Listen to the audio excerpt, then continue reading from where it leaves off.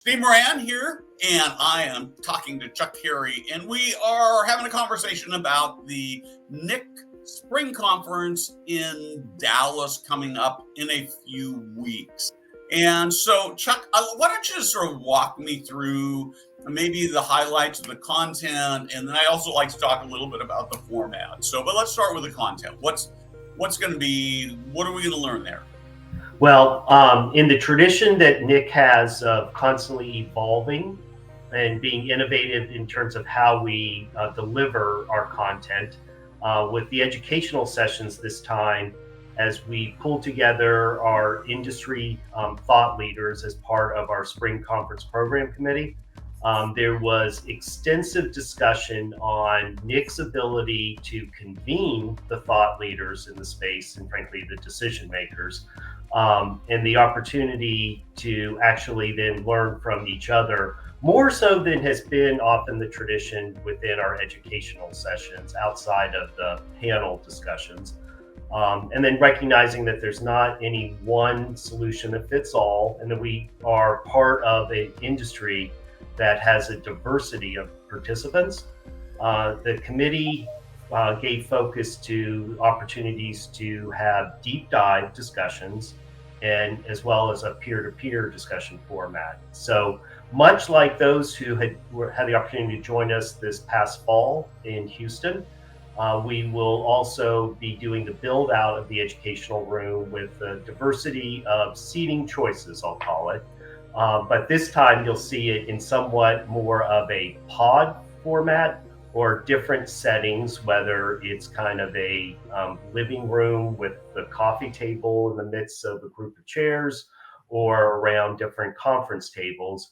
And that's very intentional. The hope is that there's 3 different sessions that will, after some main stage discussion with our subject matter experts, those who are participating in the audience will be able to share questions, ideas amongst themselves on that topic matter. So we'll have one of those each day. The very first day, that format will be addressing building back occupancy within the space. The second day will be focused on the middle market, or what NIC coined a few years back, the forgotten middle, to address opportunities there in the space to serve that population. And then finally, the last day, creating an environment of engagement for our workforce and staff within the communities. So I think that's a little different angle than we've had in the past. Now, mixed in with that, we also have more the traditional main stage sessions.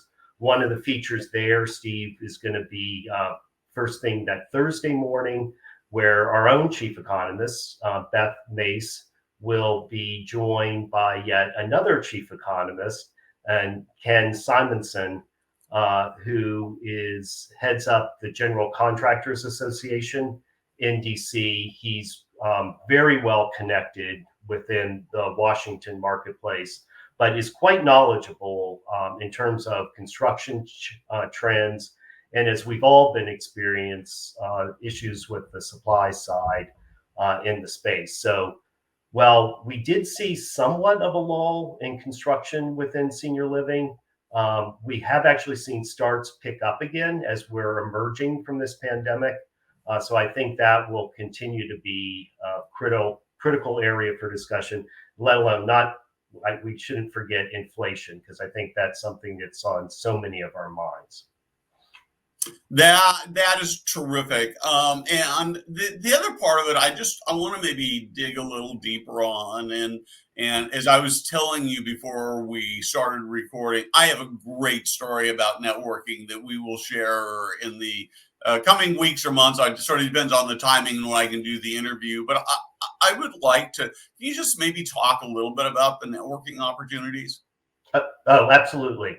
So wealth of networking opportunities, often focused on business development, given the makeup of our constituency.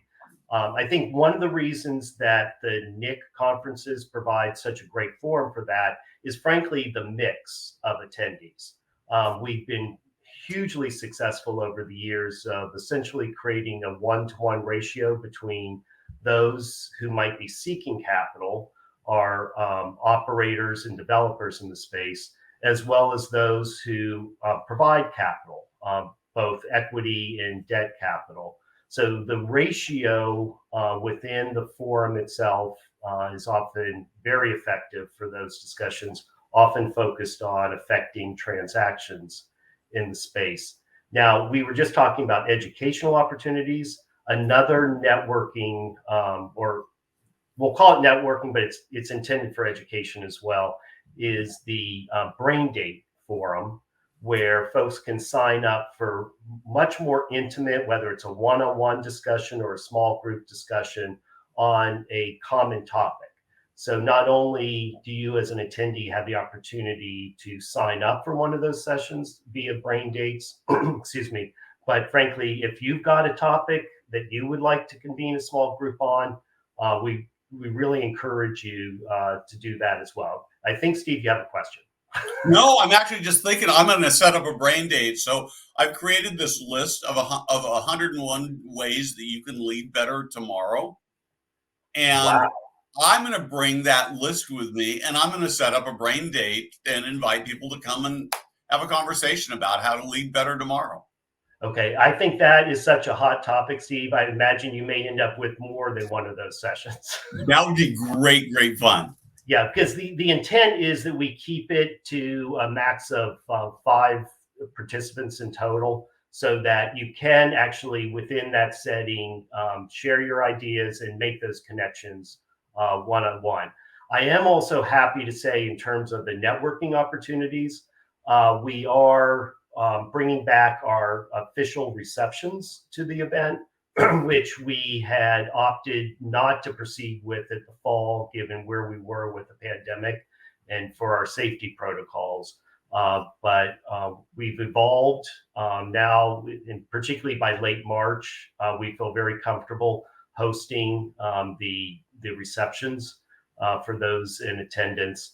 And then I think, frankly, another avenue where in the past, prior to this event in Houston, we often would have our breakfast during a certain time, or the luncheon general session.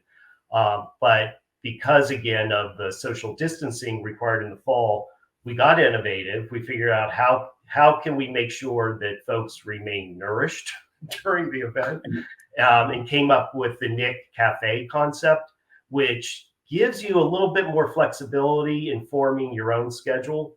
And the NIC Cafe during the business hours of the event will be open throughout. It starts with a breakfast offerings, lunchtime offerings, and then as we get later in the afternoon, more a happy hour sort of venue. But it's open throughout the time. You can stop by when it fits your schedule. And we have tables set up there as well, where folks can have more casual, spontaneous discussions, or frankly, plan to meet over breakfast or lunch at the cafe. So I didn't prep you in advance, so I'm going to ask you this question, so maybe this won't work, but we're going to try it. Okay. So if you were talking to, and I'm going to give you 3 different scenarios to work with, but you're an operator that's new to this space, or you're just thinking about this space, and this is your first time to attend the NIC event. What advice would you give them to maximize the opportunity, the 2.5 days that they're there? Great question, Steve, because I can remember my first NIC, and it upon walking into that space and just the sheer number of folks, and the energy level that one feels, I know it can be intimidating. So NIC has been really proactive over the years in establishing resources for what we commonly refer to as first-time attendees. And those are available in advance of the event itself. So we have a first-time attendee webinar scheduled. And then, frankly, when you're actually on site, we have our first time attendee gathering, which can further help you actually make connections with others who are new to the event as well. And you'd be surprised, we do regularly have about 20% of all attendees are first time attendees. So you'll be navigating the space together.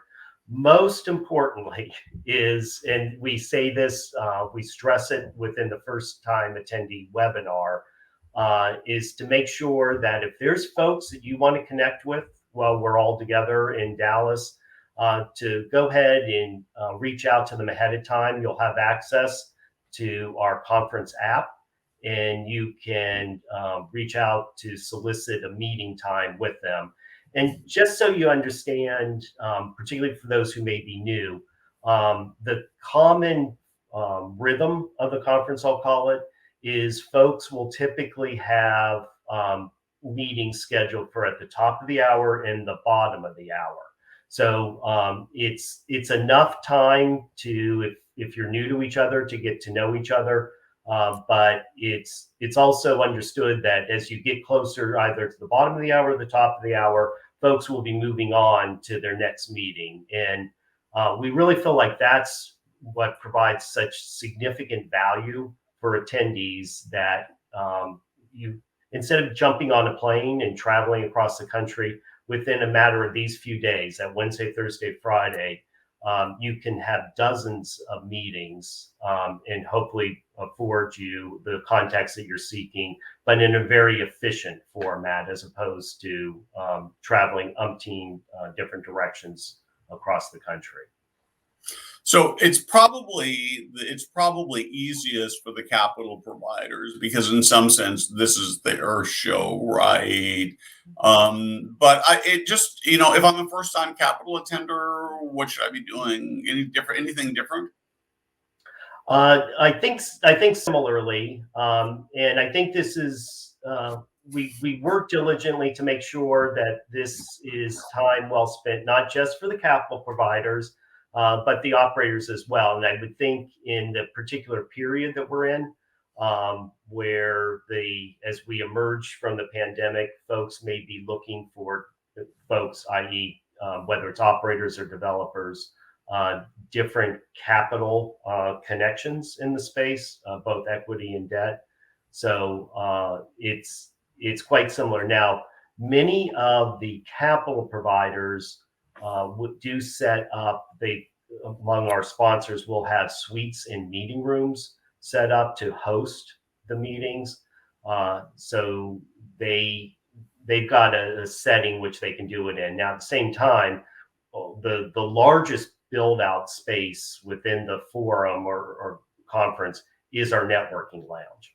So within that space, operators, if they would like to grab a seat or two and have folks meet them there, that's available to them. And everything is very much focused on making sure that your time there is efficient. We do have meeting points set up throughout. So particularly for folks who maybe you haven't met previously and wouldn't necessarily recognize their face, you can identify a meeting point at which you want to meet up, and then from there find a comfortable spot to have a conversation. Perfect. And then I've got one more category I want to touch on, and that is that there are a lot of vendor folks who come, right? A lot of what folks? A lot of folks who are vendors, who are selling products and services. Anything different for them? I have spoken to a number of them who have spoken of how effective this conference is for them, in that we do not have exhibit space that they commonly experience at other conferences. They have access to all the same space that I just identified, where they can connect with the decision makers in the space. And although they actually do pay somewhat of a premium to be in attendance, we don't have those surcharges that often come with exhibiting within an exhibit hall. So I've been pleasantly surprised of how economically efficient they also find it, even though they're paying a premium to be in attendance. And in a typical conference, Steve, about 20% of our attendees are what we refer to as non-transactional attendees. And they're individuals who are also stakeholders in senior living, but not necessarily from a real estate capital transaction perspective. Right, and it's a big, broad category. So that's, as a for instance, that's where I actually live. Yes. Right? So, and the one thing, if I can add one piece of advice, particularly for those of you who are in the vendor world, don't expect to do big time selling there. Make an introduction, have a 3, 4, 5 minute pitch. Use that as a time to set up another conversation offline. I have watched so many vendor folks start great conversations with leaders and then talk themselves right out of further business because they spend too much time selling at the conference. So, Chuck, I can hardly wait. It's my favorite conference, one of my favorite conferences. So, well, and then I imagine, Steve, you can probably attest to your point that you were just making, how effective it is to actually make those connections. I don't know if there's a better forum in terms of simply the sheer number of connections you can make at whether it's our spring conference, it's the one coming up in Dallas, or later in the year at the fall conference. Yeah, so Steve, and the last advice I'd give, and I've talked about this and I've written about it a lot, but set some goals for yourself. When I started going to NIC, the first time I set a goal of meeting 100 people. It's phenomenal, the camaraderie amongst the players in the space, even folks who might be deemed competitors, the opportunities that they take to share with each other, and the fact that everyone, whether it's the operators, the developers, the debt lenders, or the equity providers, they all possess a passion for what we're doing, and that's making a difference in the lives of older adults. That's really, really cool. It's an industry with a huge heart. A huge heart. I love that. That's a great way to end the conversation. Chuck, appreciate it very much.